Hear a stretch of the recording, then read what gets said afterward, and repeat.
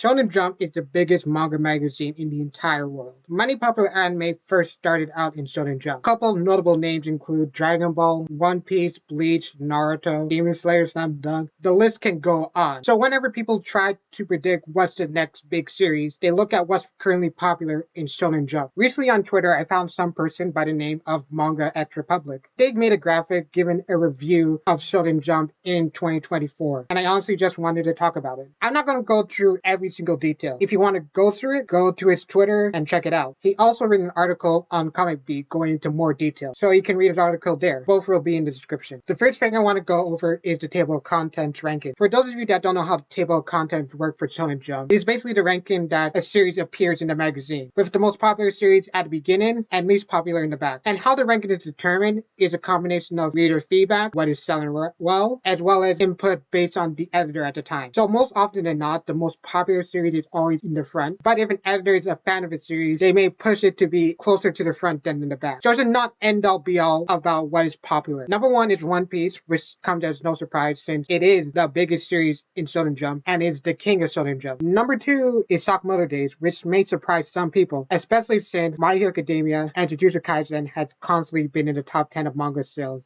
yearly in Japan. Sakamoto Days is a series that Shonen Jump has slowly been pushing over the last couple of years. It has not cracked the top 10 of manga sales, but it will happen next year thanks to the anime adaptation that's coming. Number 3 is Blue Block. Its anime adaptation started in October 2024 and slowly has gained popularity over the years. Blue Box may reach top 10 manga sales next year thanks to the anime adaptation, but we'll have to wait and see. Number 4 is My Hero Academia and number 5 is Jujutsu Kaisen. Two long-running series in Shonen Jump that recently ended this year. And usually when a series ends in Shonen Jump, they slide back in the table of content. Even then, they are still very important to this magazine. And a lot of people are searching for series that may replace them. But I think one series in particular may have a chance to replace My Hero Academia and Jujutsu Kaisen as their tentpole series. And that series is number 6, Ichi the Witch, a new series that started late in 2024. It has less than 20 chapters out currently, but is very good. The basic premise is that it's a world full of witches that can use magic via magical beings known as magi. And a boy named Ichi is the only boy witch. A lot of people are hyped for this series since the artist of it was the artist of Act 8 that was cancelled due to the actions of the writer. You should not think too deeply about a new series being high in the table of content. That's because new series tend to be pushed more often to be in the front. But after about 15-ish chapters, it tends to level out. And at this point, I think Ichi the Witch will be high in the table of content for a while. Number 7 is a series that a lot of authors in Shonen Jump have had high praise for, and that is Akane Banashi, a manga that is about Rakugo. For those of you that don't know what Rakugo is, it's basically a form of storytelling of old Japanese stories, all performed by one single person. It is something that is very niche, but I honestly think is one of Shonen Jump's best series right now. Number 8 is another new series, Shinobi Undercover. It's a new manga series that started right around Ichi the Witch. The basic premise of it is a shinobi is undercover to protect a girl in school, but the catch is this shinobi does not know how to interact with people. It's a very fun series, leaning more into comedy, and I honestly don't think it will stay that high in the table of content. Number 9 is Himaten, another new manga series that started before Ichi the Witch. The basic premise of this series is that a boy has a job cleaning rooms and by happenstance gets hired to clean this room for the most popular girl in school that is also a CEO for a company. It's your basic romantic hijink. I recently read the first 2 chapters of it. I honestly do not know if it'll be that high in the table of content, but it may not surprise me since Shonen Jump only has one big romance series and that is Blue Box. So there's no harm in having another one. Number 10 is The Witch Watch, a series that I read the first 10 chapters of. It's basically a comedy series where a boy has to take care of his friend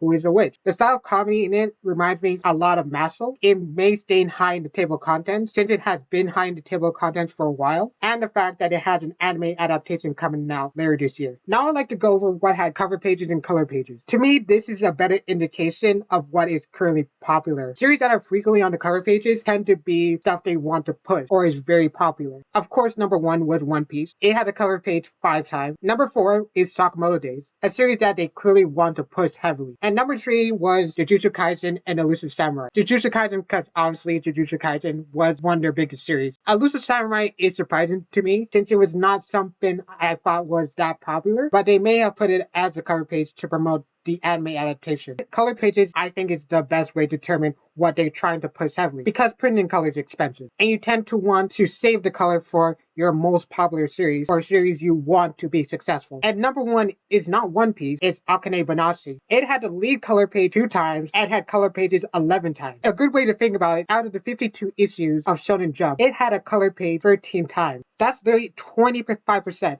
A quarter of the year, it had a color page. Second was a tie between Mission Yazakura's family and Kagurabachi with 2 lead color pages and 9 color pages. In terms of Mission Yazakura family, this was probably due to promote the anime, as well as the fact that it's close to its end. Kagurabachi, I found surprising since when it first started, it was a meme, but now it is actually a very good series from what I've heard. Next, there's a total number series that was absent. Of course, number 1 was Hunter, since it only recently came back, and number 2 was One Piece, since it's gone on more frequent breaks this year. And lastly, here are the amount of new series in Shonen Jump and series ended this year. Out of the 13 series that's debuted in Shonen Jump in 2024, only 8 have not been added. And it's 3 series that seem to be doing well in the table content right now. I fully expect a couple more DCB acts in 2025, mainly Astro Royale, since it's been dropping the table content. But the 3 series I think that will stay in Shonen Jump for a while are Shinobi Undercover, Ichi the Witch, and Himatan. Another 10 series were acts this year in Shonen Jump. The one that I was most disappointed about was Green Green Green about golf. I had high hopes for it because I want Shonen Jump to have another sports manga, and it has not had one since Haikyuu ended. Hopefully, it will find one soon. And 2 manga series ended this year, My Hero Academia and Jujutsu Kaisen, and 1 manga changed from to be physical to only digital, and that is Ruri Dragon, which has been on hiatus for a while. If you want to go look at individual series in more detail, Manga X Republic made graphics for each series that was in Shonen Jump this year, so have a look and see how your favorite manga is doing. Anyways, that is it from me. Do not forget to follow Manga X Republic on Twitter. They did excellent work, and read their article on Comic Beat.